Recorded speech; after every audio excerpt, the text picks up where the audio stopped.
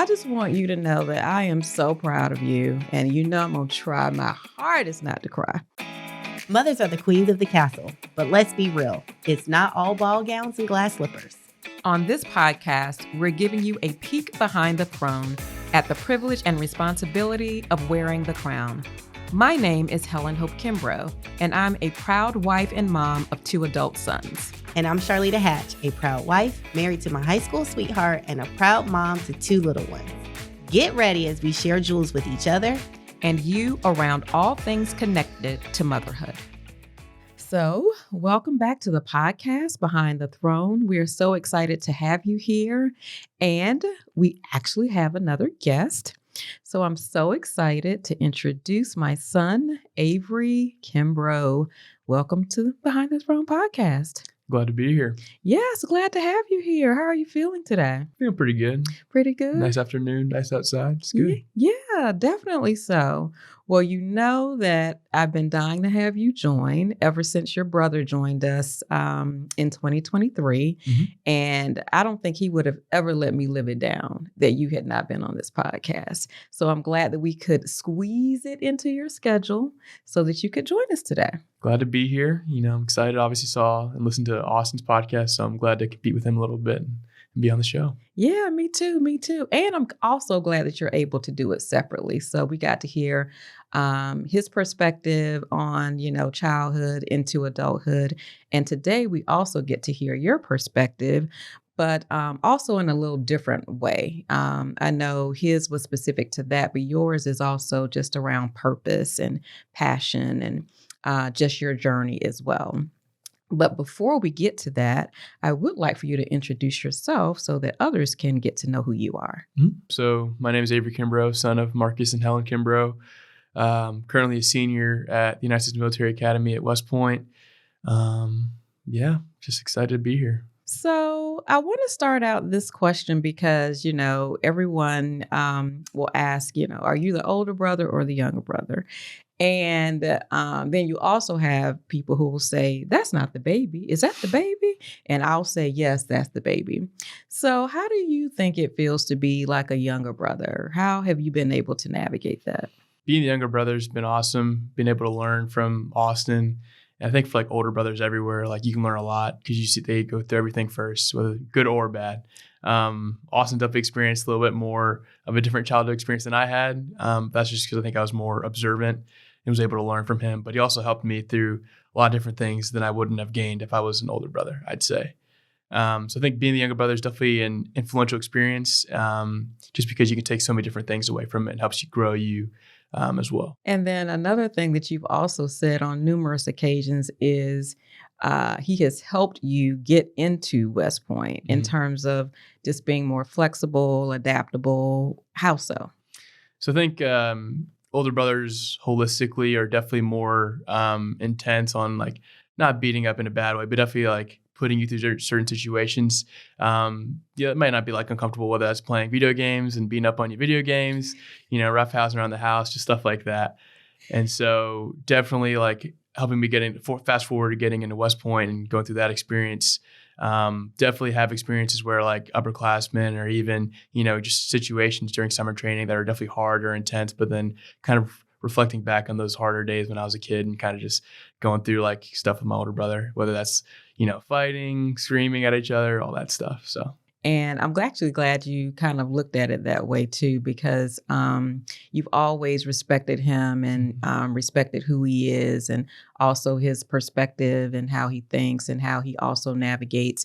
And he charted his own path. And I also feel like that helped you want to be able to chart your own path as well, specifically as we transition and talk about, school. Mm-hmm. So in school, there are certain things that your brother was able to do like extremely well because he was like a traditional student. Mm-hmm. And as a traditional student, I feel teachers love traditional students because they're the ones who can absorb information quickly. They listen intently. They love to read or do hard problems and those type of challenging things and can really do those in a relatable way. I feel like that kind of is a description of what a traditional student is in terms of like a teacher perspective. And for you, I feel like learning came a little bit differently because you were an experiential learner. And sometimes teachers don't naturally gravitate towards experiential learning like they do a traditional learner. So, can you share a little bit about your experience as an experiential learner?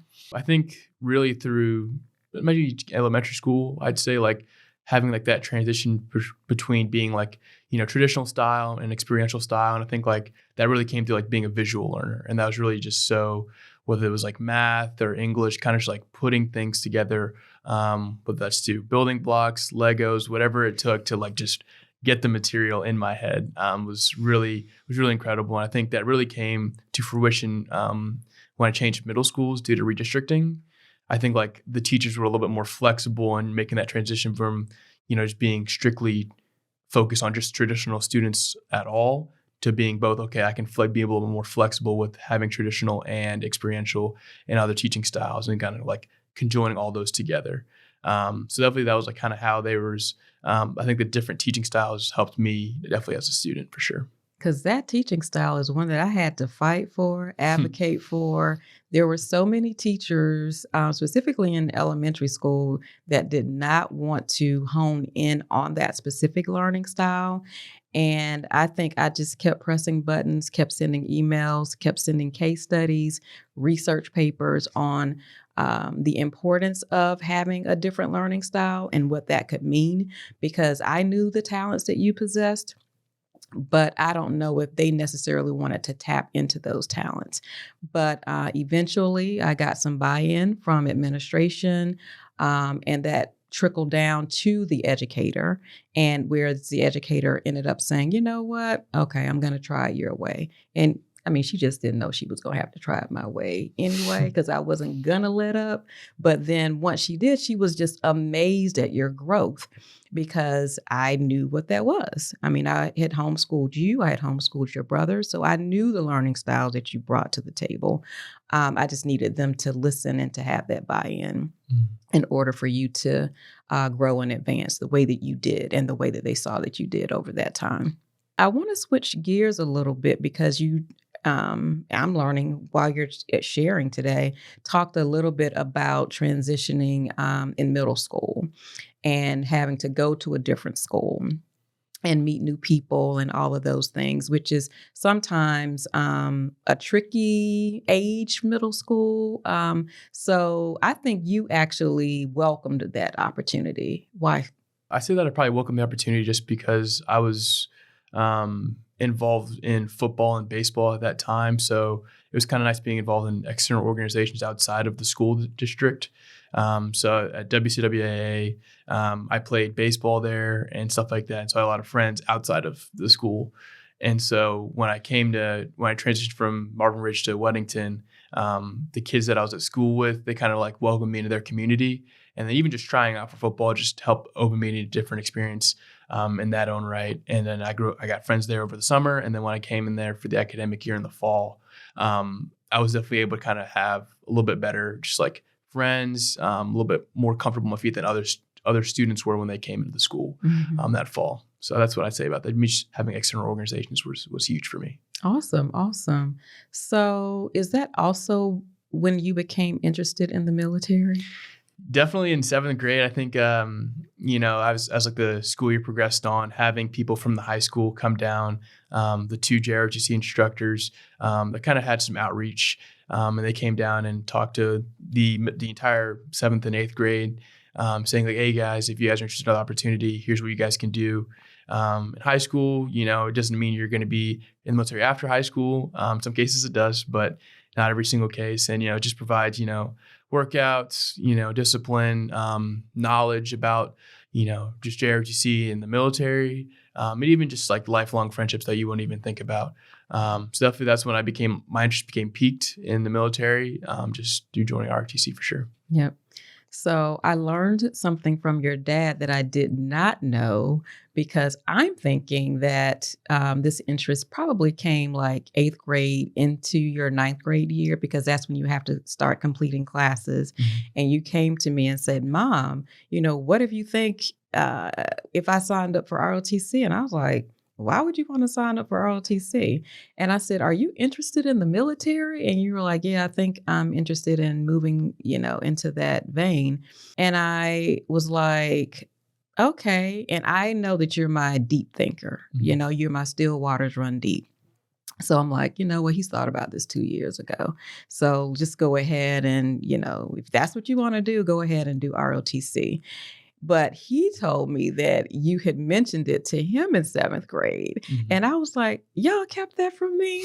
Here I am. I'm late to the game. I didn't realize that. So he said that you should put a pin in it until you thought that you really wanted to travel down this road. So is that true? That is definitely true, because we had the brief on in 7th grade. I think I came home. I don't think you might have still been at work, and I talked to Dad about it. And obviously he kind of had his own military experience and kind of just touched on that a little bit. And so we had a little something, but it was definitely one of those things where it can be a big decision. And I think that it can be a decision that can affect you long term. And so it didn't want to be he didn't want it to be a rushed decision. So he says, you know what, we're going to sit on it. We're not going to say yes or no right at this point, but we'll sit on it for right now and see what happens come 9th grade. Yeah. Well, it was something that you held on to, because now we are here, right? Yes. And even for that, applying to the academies, it literally was like a 2-year process. I don't think people know how involved or intense that process is. So can you share just a little bit about that? Because there could be other students out here, other children out here who are interested, but they don't know where to start. They don't know how the process is. Can you share just a couple of tidbits about that? I'd say that just the ability or plethora of resources that we had at our disposal was incredible, whether that was through Jack and Jill, whether that was through JROTC, because in JROTC there were several kids through Weddington that had people who went to service academies in years before. And even through just family, friends connections, we were able to reach out to cadets midshipmen that went to several service academies, and that helped us, whether that was on the phone, whether that was going to these service academy days and kind of just listening to, staff and faculty from these distinguished academies talk to us about the process of applying, which was incredible. And even having Austin there was huge, because he had friends that went to the Naval Academy when he graduated high school. And so, they were finishing up, and they were more than kind to, and have time on their schedule to speak with us about the process. And, just the full involvement of you and Dad helping me understand the kind of the importance of doing research on my own. So this is making sure this is what I knew I wanted to do. Because like you said, it was a 2-year process. It wasn't again, something overnight where it's oh, I think I want to go here. I think I can just, apply a regular college. No, you have to know that you want to go there at least sophomore year of high school, so you can, put the steps in place for you to apply, hopefully gain admission. Yeah.